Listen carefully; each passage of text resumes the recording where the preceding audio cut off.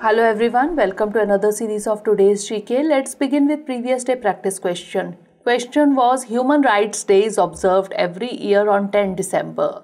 The theme of this year, that is 2022, was Dignity, Freedom and Justice for All, Dignity, Freedom and Independence for All, Dignity, Freedom and Equity for All, or Dignity, Freedom and Equality for All.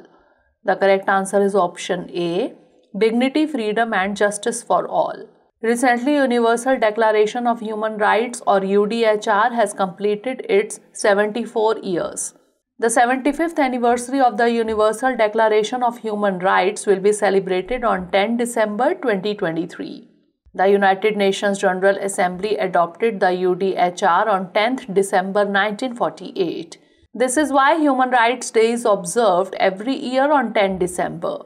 The UDHR is a milestone document which proclaims the inalienable rights that everyone is entitled to as a human being. The 2022 theme is Dignity, Freedom and Justice for All. Therefore, option A is correct. Now let's begin today's session. First question is, in the context of Indian transportation, which of the following ones has launched Toolkit on enabling gender-responsive urban mobility and public spaces in India? NITI Aayog, World Bank, World Economic Forum or Economist Intelligence Unit? The correct answer is option B, World Bank. Recently, the World Bank launched a toolkit on enabling gender-responsive urban mobility and public spaces in India. Hence, option B is correct. The toolkit is launched with the aim of suggesting ways to make public transport in Indian cities more inclusive of women's traveling requirements. It brings together 50 case studies of best practices and efforts from across the world, along with a special inculcation of the Indian context. According to the World Bank, the toolkit contains practical tools that can inform a wide set of policymakers as well as private or community-based organizations. Lack of safety and also the lack of a perception of safety are a major impediment for women when it comes to accessing public transport. Dearth of good street lighting, no reliable last mile transport and high waiting time at remote bus stops are some of the challenges in this regard. Next question is, with reference to Indian environment, the system named SAFAR is associated with which of the following ministries of the Government of India? Ministry of Environment, Forest and Climate Change, Ministry of Renewable Energy, Ministry of Earth Sciences or Ministry of Science and Technology? The correct answer is option C, Ministry of Earth Sciences. Recently, the SAFAR app is showing that the air quality of Mumbai is poorer than of Delhi. The most important reason for this could be the changes that are being observed in Mumbai's natural cleansing system, its wind patterns. The wind speeds in Mumbai were distinctly slower this year, reducing its ability to sweep away pollutants. The Ministry of Earth Sciences or MOES has introduced System of Air Quality and Weather Forecasting and Research known as SAFAR for Greater Metropolitan Cities of India. Hence, option C is correct. SAFAR was launched under the plan scheme Metropolitan Advisories for Cities for Sports, Tourism, Metropolitan Air Quality and Weather Services (MOES). It was designed to provide location-specific information on air quality in near real time and its forecast 1 to 3 days in advance for the first time in India. It is developed by Indian Institute of Tropical Meteorology, Pune, along with India Meteorological Department and National Center for Medium Range Weather Forecasting. Next question is, with reference to Indian biodiversity, the Badri cow is the indigenous breed of which of the following Indian states? Uttarakhand, Tamil Nadu, Kerala or Andhra Pradesh? The correct answer is option A, Uttarakhand. To increase the productivity of its indigenous petite Badri cow that grazes on the medicinal herbs of the Himalayas, Uttarakhand is now planning for its genetic enhancement.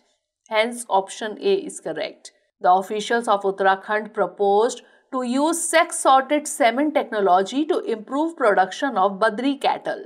They also proposed to opt for the embryo transfer method in order to produce more cattle of high genetic stock. The Badri breed derived its name from the holy shrine of Char Dham at Badrinath. Possessing a balanced gait for the hills, this cattle breed is small in size with long legs and varied body colors: black, brown, red, white or grey.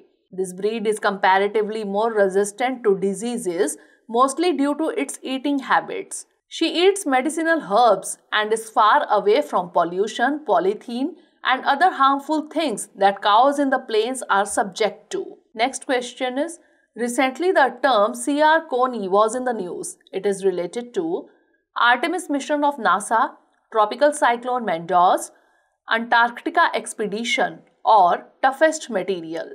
The correct answer is option D, toughest material. Recently, the scientists have measured the highest toughness ever recorded of any material while investigating a metallic alloy made of chromium, cobalt and nickel.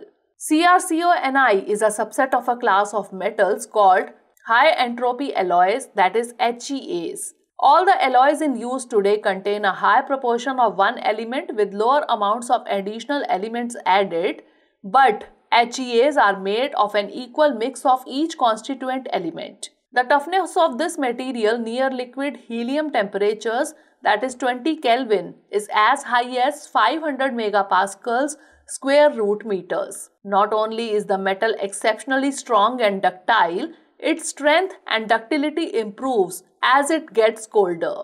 Hence, option D is correct. Next question is, in the context of international relations, India recently opened the India Global Forum 2022 in which of the following countries? Saudi Arabia, UAE, Oman or Qatar? The correct answer is option B, UAE.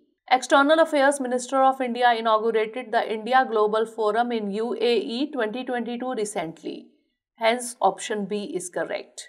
It is a gala 5-day event that will bring together leading political, business and cultural personalities from India, the UAE and across the world. This is the first major international event following India's ascendancy to the G20 presidency.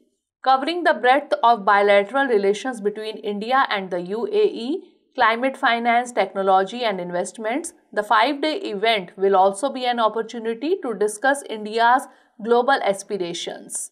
The forum will also present opportunities for businesses and entrepreneurs of both countries to work together for regional and global impact.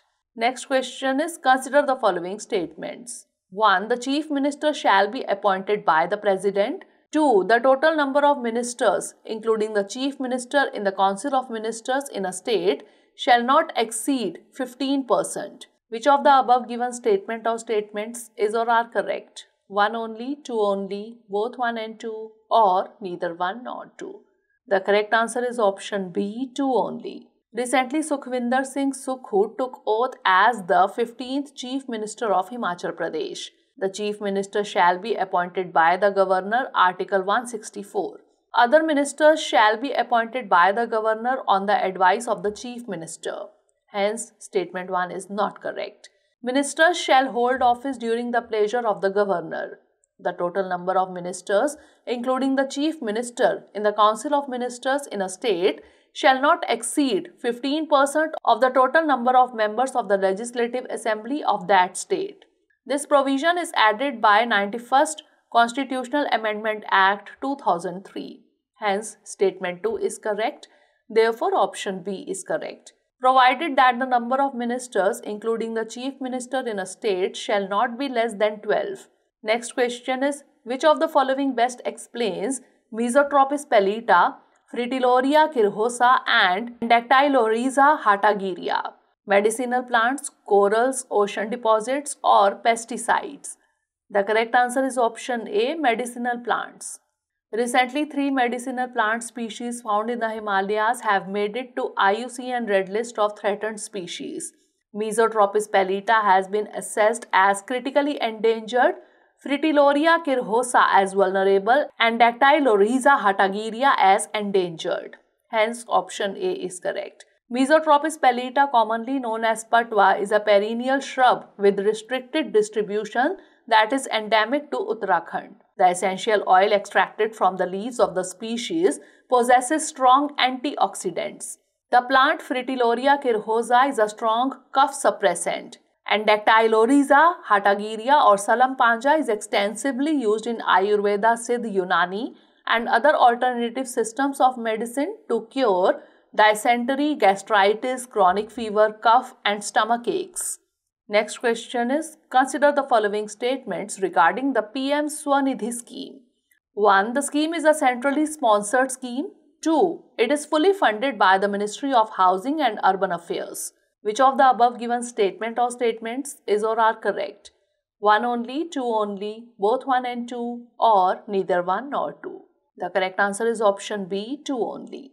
Recently, the Government of India has extended the PM Street Vendors Atmanirbhar Nidhi or PM Svanidhi scheme till December 2024. Under it, introduction of third loan of up to Rs 50,000 was done in addition to first and second loans of 10,000 rupees and 20,000 rupees respectively.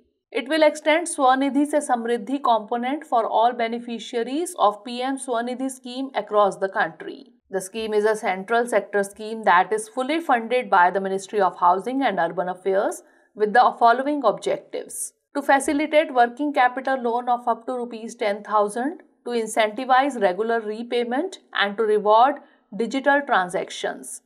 Hence, statement 1 is not correct and statement 2 is correct. Therefore, option B is correct. Next question is, with reference to Dare to Dream scheme for promoting startups, consider the following statements. 1. DRDO has been launching Dare to Dream contest every year since 2019. 2. It aims to bring together innovators, entrepreneurs, individuals for innovative ideas in the field of defense and aerospace. Select the incorrect option using the code given below. 1 only, 2 only, both 1 and 2, or neither 1 nor 2. The correct answer is option D, neither 1 nor 2. That is, both the statements are correct. Recently, Minister of State of Defense said a total of 5,637 applications have been received under 3 Dare to Dream contests in last 3 years. It aims to promote individual and startups for innovation in the area of defense and aerospace. Hence, statement 2 is correct. DRDO has been launching Dare to Dream contest every year since 2019 to bring together innovators and entrepreneurs.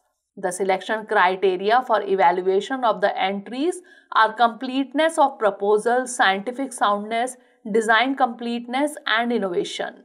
The selected individual or company is getting benefited from Technology Development Fund, that is TDF scheme.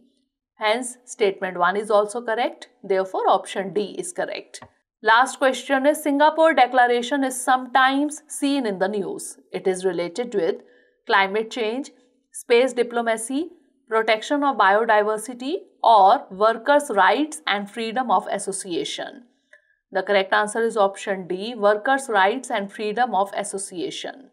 Recently, the Singapore Declaration, which was adopted in Singapore by the delegates representing governments, the 17th Asia and the Pacific Regional Meeting of the International Labour Organization, set 10-point priorities of national action for the member countries.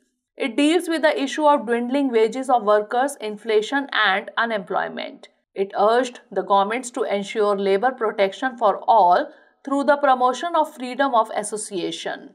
Hence, option D is correct. Now it's time for the practice question.